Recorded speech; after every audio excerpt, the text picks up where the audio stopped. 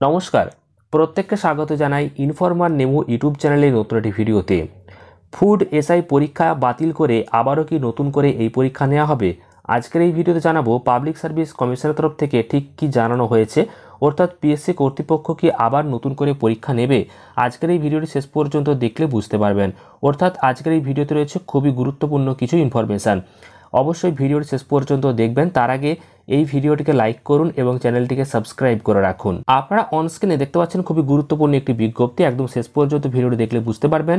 গত 16 এবং 17 March public service কমিশনের মাধ্যমে ফুড এসআই পরীক্ষাটি নেওয়া হয়েছিল। সেই পরীক্ষা সম্পর্কে চারিদিকে বিভিন্ন রকমের দুর্নীতির খবর পাওয়া গেছে। এছাড়াও যেটা বলা হয়েছে যে এই সমস্ত দুর্নীতির খবর জনসমক্ষে আসার পর পরীক্ষার্থীরা দাবি জানিয়েছে যে আগের ফুড এসআই পরীক্ষাটি ক্যান্সেল করে দ্বিতীয়বার যেন পাবলিক সার্ভিস কমিশন আবার এই পরীক্ষাটি আয়োজন করে। তবে এবার দেখে নেওয়া যাক যে পাবলিক সার্ভিস কমিশন বা পিএসসি কর্তৃপক্ষ কী সিদ্ধান্ত গ্রহণ করেছে।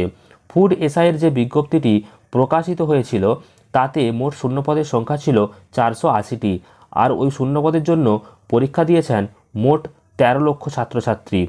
পরীক্ষার পর এই নিয়োগ প্রক্রিয়ার সম্পর্কে বিভিন্ন দুর্নীতির অভিযোগ উঠেছে। পরীক্ষার আগেই নাকি ফুড এসআই পরীক্ষার প্রশ্নপত্র ফাঁস হয়ে গিয়েছে, এমনকি প্রশ্নপত্র উত্তরপত্র বাজারে চড়া দামে বিক্রি করার অভিযোগও উঠেছে। এরপরেই শুরু হয়ে যায় পাবলিক সার্ভিস কমিশনের গেটের সামনে অভিযান, যেটা আপনারা প্রত্যেকেই দেখেছেন যে পরীক্ষার্থীরা 19 এবং 20 মার্চ পাবলিক সার্ভিস কমিশনের অফিসের সামনে অভিযান চালায়।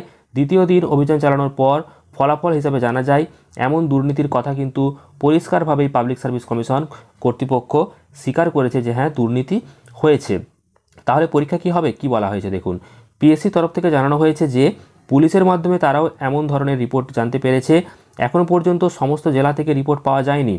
পশ্চিমবঙ্গের সমস্ত জেলা থেকে রিপোর্ট পাওয়ার পরে পাবলিক সার্ভিস কমিশনের কর্তৃপক্ষরা মিটিংয়ের মাধ্যমে আলোচনা করে দেখবে যে আবারও একবার এই পরীক্ষার আয়োজন করা সম্ভব হয় কিনা, আর তারপরে কিন্তু পুরোপুরি সিদ্ধান্ত জানানো হবে।